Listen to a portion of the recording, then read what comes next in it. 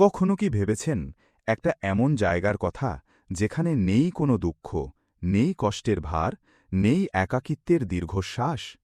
একটা জগৎ যেখানে আপনার জন্য অপেক্ষা করছে এমন সঙ্গী যারা কখনো আপনাকে কষ্ট দেবে না, কোনো অভিযোগ করবে না, বরং আপনাকে ঘিরে রাখবে শান্তি আর ভালোবাসায়। এটা কোনো গল্প নয়, কোনো কল্পনাও নয়, এটা সেই চিরকাঙ্ক্ষিত স্থান, জান্নাত। এই পৃথিবীর ক্লান্ত মানুষগুলো যাদের হৃদয় ভেঙে গেছে হাজারো কষ্টে, তাদের জন্যই আছে এক অনন্ত বিশ্রামের জায়গা, যেখানে দুঃখের কোনো ছায়া নেই, অশ্রুর কোনো স্মৃতি নেই, শুধুই শান্তি, যার নাম জান্নাত। একবার চোখ বন্ধ করে কল্পনা করুন একটা পৃথিবী যেখানে নেই অসুখ, নেই বিচ্ছেদ, নেই মৃত্যুর ভয়। আজ আমরা চেষ্টা করব সেই জান্নাতের কিছু দৃশ্য অনুভব করা। কেমন সেই স্থান, কি আছে সেখানে, আর কারা পাবে এই অসীম নিয়ামত? রাসূলুল্লাহ সাল্লাল্লাহু আলাইহি ওয়াসাল্লাম বলেছেন, জান্নাতে এমন কিছু রাখা হয়েছে যা কোনো চোখ দেখেনি, কোনো কান শোনেনি, এমনকি মানুষের চিন্তায়ও আসেনি। তবুও আমাদের বোঝার সুবিধার জন্য আল্লাহ কিছু বর্ণনা দিয়েছেন। জান্নাত হবে এক আলো ভরা জগৎ, সেখানে সূর্যের দরকার নেই, তবুও আলো বিরাজমান। চাঁদ নেই, তবুও চারপাশ উজ্জ্বল, কারণ সেই আলো আসবে আল্লাহর নূর থেকে। সেখানে মাটিও সাধারণ নয়, মুক্তা, জাফরান আর সুগন্ধিতে ভরা ভূমি। বালুর ঘ্রাণ হবে কস্তুরীর মতো, আর বাতাসে থাকবে অদ্ভুত প্রশান্তি। জান্নাতে প্রবাহিত হবে 4টি নদী, একটি স্বচ্ছ পানির যা কখনো দূষিত হবে না, একটি দুধের যার স্বাদ চিরদিন একই থাকবে, একটি পানীয়ের যা নেশা নয় বরং আনন্দের উৎস, আর একটি বিশুদ্ধ মধুর নদী। সেখানে থাকবে বিশাল গাছপালা, যার ছায়া এত বিস্তৃত যদি কেউ 100 বছরও চলতে থাকে তবুও শেষ হবে না। একটি ফল তুললেই আবার নতুন ফল জন্ম নেবে।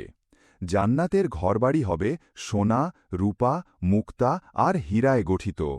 এতটাই স্বচ্ছ যেন কাঁচ, কিন্তু শক্তিতে অতুলনীয়। সেখানে কোনো তালা নেই, কোনো পাহারা নেই, কারণ নেই চুরি, নেই হিংসা, নেই ভয়ের কোনো অস্তিত্ব। খাবারের কথাই বা কি বলবো, আপনি যা চাইবেন তা মুহূর্তেই সামনে হাজির হবে। স্বাদ হবে এমন যা কখনো বিরক্তি আনবে না। খাওয়ার পর থাকবে না কোনো ক্লান্তি বা অসুস্থতা, শুধুই তৃপ্তি আর কৃতজ্ঞতা। এবার আসি জান্নাতের বিশেষ সঙ্গীদের প্রসঙ্গে। তারা হবে অপরূপ সৌন্দর্যের অধিকারী, তাদের চোখে থাকবে দীপ্তি, মুখে থাকবে প্রশান্তির ছাপ। তাদের একটুখানি হাসি মানুষকে দুনিয়ার সব কষ্ট ভুলিয়ে দিতে পারে। তারা কার জন্য? তাদের জন্য যারা দুনিয়ায় নিজেদের সংযত রেখেছে, আল্লাহর সন্তুষ্টির জন্য ধৈর্য ধরেছে। আর একটা গুরুত্বপূর্ণ কথা, দুনিয়ার নেককার নারীরা জান্নাতে তাদের থেকেও অধিক মর্যাদাশালী ও সুন্দর হবেন। জান্নাতে থাকবে না কোনো ঝগড়া, কোনো হিংসা, সম্পর্কগুলো হবে ভালোবাসা আর শান্তির চিরস্থায়ী বন্ধনে গাঁথা। কিন্তু জানেন সবচেয়ে বড় নিয়ামত কি? আল্লাহর দর্শন। যেদিন জান্নাতবাসীরা তাদের রবকে দেখবে, সেদিন তারা অন্য সব আনন্দ ভুলে যাবে। এটাই হবে চূড়ান্ত সুখ, চূড়ান্ত প্রশান্তি। এবার শুনুন এক সাধারণ মানুষের গল্প। তার নাম ইউসুফ। সে ছিল খুবই সাধারণ একজন মানুষ। না ছিল ধন সম্পদ, না কোনো বড় পরিচয়। তার একমাত্র পরিচয়, সে আল্লাহকে ভয় করত। প্রতিটি নামাজে তার চোখ ভিজে উঠত। সিজদায় সে বলত, হে আল্লাহ, আমি দুর্বল, তুমি দয়ালু। রাতের নীরবতায় কোরআন তেলাওয়াত করতে করতে তার কণ্ঠ কেঁপে উঠত। কেউ শুনত না, কিন্তু আল্লাহ শুনতেন। জীবনে ছিল কষ্ট, ছিল অভাব, ছিল অপমান, তবুও সে থেমে যায়নি। কারণ সে জানত এই দুনিয়ায় শেষ নয়। একদিন মালাকুল মউত তার কাছে আসলেন, কিন্তু সে ভয় পেল না, বরং তার হৃদয় ভরে গেল এক অজানা প্রশান্তিতে। চোখ বন্ধ করার আগে সে বলল, হে আল্লাহ, তুমি কি আমার প্রতি সন্তুষ্ট? তারপর চোখ খুলে সে দেখল সে আর দুনিয়ায় নেই। চারপাশে কোমল আলো, যা চোখে নয় সরাসরি হৃদয়ে লাগে। ফেরেশতারা বললেন, ভয় পেও না, আজ তোমার অপেক্ষার অবসান।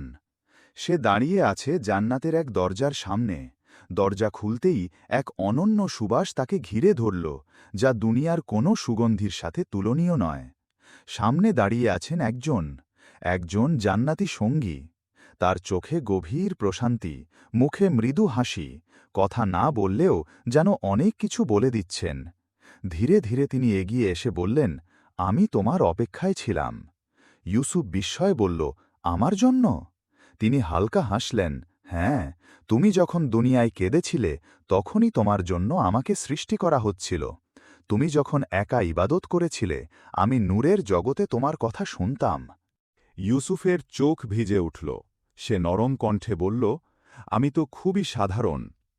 উত্তরে তিনি বললেন, তুমি মানুষের জন্য নয়, আল্লাহর জন্য ভালো ছিলে, এটাই তোমার আসল পরিচয়। তারপর তারা একসাথে জান্নাতের বাগানে হেঁটে চলল। চারপাশে প্রবাহিত নদী, পাখিদের তাসবিহ আর অপুরন্ত শান্তি। লোকমান নরম কণ্ঠে প্রশ্ন করল, এই আনন্দ, এই শান্তি, এটা কি কখনো শেষ হয়ে যাবে? তার পাশে থাকা জান্নাতি সঙ্গী কি মৃদু হাসলেন। তার কণ্ঠে ছিল নিশ্চিন্ততার ছোঁয়া। না, এখানে কোনো কষ্ট নেই, কোনো শেষ নেই। এখানে শুধু সেই অশ্রুর প্রতিদান যা তুমি দুনিয়ায় আল্লাহর জন্য ফেলেছিলে। উসমান ধীরে ধীরে আকাশের দিকে তাকাল। একটা অদ্ভুত প্রশান্তি তাকে ঘিরে ধরল। তার মনে পড়তে লাগল জীবনের প্রতিটি কষ্ট, প্রতিটি ধৈর্যের মুহূর্ত, রাতের নির্জনে করা সেই গোপন সিজদাগুলো। সব কিছুই আজ অর্থবহ। কিছুই হারিয়ে যায়নি, কিছুই বৃথা যায়নি। সে ধীরে চোখ বন্ধ করল, তবে এবার আর দুঃখে নয়, বরং গভীর কৃতজ্ঞতায়, শুকরিয়ার অনুভূতিতে ভরা এক প্রশান্তিতে। ভিডিওটি কেমন লাগলো কমেন্টে জানাতে ভুলবেন না।